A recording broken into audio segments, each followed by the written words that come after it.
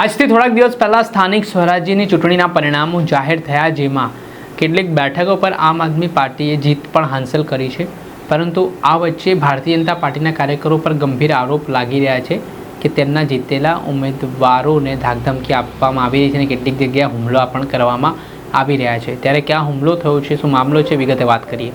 વૈષ્ણવજન તો તેને કહીએ જે પીડ પરાઈ જાનાને રે. દર્શક મિત્રો, નવજીવન ન્યૂઝમાં આપનું સ્વાગત છે. હું છું ફૈઝાન. સ્થાનિક સ્વરાજ્યની ચૂંટણીના પરિણામો જાહેર થઈ ચૂક્યા છે. કેટલીક જગ્યા જે રીતે ઉમેદવારો જીત્યા, તો આમ આદમી પાર્ટીના ઉમેદવારોની જીત બાદ ભાજપના જે નેતાઓ છે તે અમુક વિસ્તારોમાં ગુંડાગીરી પર ઉતર્યા હોય તેવી સ્થિતિનું નિર્માણ થયું હતું. ક્યાંક પાણી બંધ કરાવી દેવામાં આવ્યા, તો ક્યાંક રોડ રસ્તાઓ ખોદી દેવામાં આવ્યા અને જે પરિસ્થિતિ નિર્માણ થઈ તેને લઈને સવાલ પણ ઉઠ્યા. ત્યારે વાત છે ગઢડા તાલુકા પંચાયતના જે આમ આદમી પાર્ટીના જીતેલા ઉમેદવાર છે પ્રવીણભાઈ મકવાણા, તેમના પર કેટલાક લોકો દ્વારા જીવલેણ હુમલો કરવામાં આવ્યો અને આમાં આરોપ લાગી રહ્યા છે ભારતીય જનતા પાર્ટીના આ નેતાઓ અને કાર્યકરો દ્વારા તેમના પર આ હુમલો કરાયો છે. લોહીલોણ હાલતમાં તેને વાડી પાસે તીક્ષ્ણ હથિયાર વડે હુમલો કરાયા બાદ તેમને તાત્કાલિક સારવાર માટે બોટાદની સિવિલ હોસ્પિટલ ખસેડવામાં આવ્યા છે. આજે સમગ્ર પરિસ્થિતિ નિર્માણ પામી છે, તેને લઈને વિસાવદરના ધારાસભ્ય ગોપાલ ઇટાલિયા પણ આકરા પાણીએ જોવા મળ્યા છે, જેમાં પોતાનો આક્રોશ ઠાલવતા તેમણે શું કહ્યું તે સાંભળ્યું. ગોપાલ ઇટાલિયા બોલું છું. બોટાદ જિલ્લાના ગઢડા તાલુકાના સખપર ગામના આમ આદમી પાર્ટીમાંથી ચૂંટણી જીતેલા ભાઈ શ્રી પ્રવીણભાઈ મકવાણાને ભાજપના ગુંડા તત્વોએ બેરહેમીથી માર મારી અને એમને ગંભીર જીવલેણ હુમલો કર્યો છે. કોળી સમાજના આગેવાન એવા પ્રવીણભાઈ મકવાણા જ્યારે ચૂંટણીમાં ઉભા ત્યારે ભાજપના ગુંડાઓ એવું કહેલું કે આ સીટ તો અમારા બાપ દાદાની પેઢી છે, અહીંયા કોઈએ અમારી સામે ફોર્મ નહીં ભરવાનું, નહીતર પરિણામ સારું નહીં આવે. એટલે વર્ષોથી ગુંડા તત્વોએ તાલુકા પંચાયતની સીટ ઉપર પોતાના પરિવારની પેઢી હોય એવી રીતે કબજો જમાવ્યો હતો.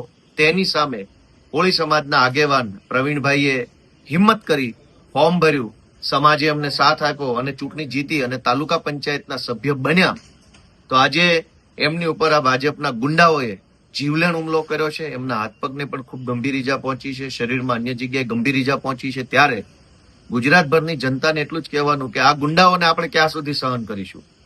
કોઈ વ્યક્તિ જનતાના મતથી, જનતાના આશીર્વાદથી ચૂંટણી જીતી જાય તો પછી ભાજપ વાળાએ પોતાની હાર સ્વીકારી અને કામે લાગવું જોઈએ.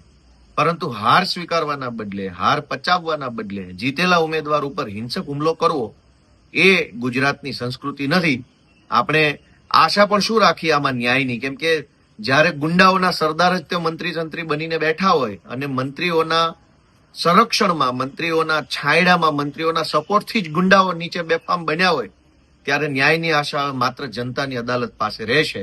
અમારા કોળી સમાજના આગેવાન અને તાલુકા પંચાયતના સભ્ય, ગઢડા તાલુકા પંચાયતના પ્રવીણભાઈ. આપણે સાંભળેલા વિસાવદરના ધારાસભ્ય ગોપાલ ઇટાલિયા તેઓ કહી રહ્યા છે કે જ્યારે મંત્રી સંત્રીઓ જ આવી રીતે ગુનેગારોને મોકળું મેદાન આપી રહ્યા છે, ત્યારે પરિસ્થિતિ આવી નિર્માણ પામવાની છે. સામાન્ય જીતેલા ઉમેદવારો છે તેમના પર હુમલાની ઘટનાને તેમણે નિંદનીય ગણાવી છે અને કહ્યું છે કે લોકશાહીમાં તમામ લોકોને જનાદેશ આપવાનો અધિકાર છે અને લોકોના જન્મથી ચૂંટાયેલા તેમના જે ઉમેદવાર આવ્યા છે તેમના પર આ પ્રકારે હિચકારો હુમલો ભારતીય જનતા પાર્ટીના જે કાર્યકરો દ્વારા કરવામાં આવ્યો છે તે મામલે કડક કાર્યવાહીની માંગ પણ ઉઠી છે. આને લઈને રાજકારણ પણ ગરમાવાની શરૂઆત થઈ છે અને વિસાવદરના ધારાસભ્ય ગોપાલ ઇટાલિયાએ આ મામલે ભાજપના નેતાઓને ઘેર્યા છે, જેના કારણે રાજકારણ ગરમાયું છે.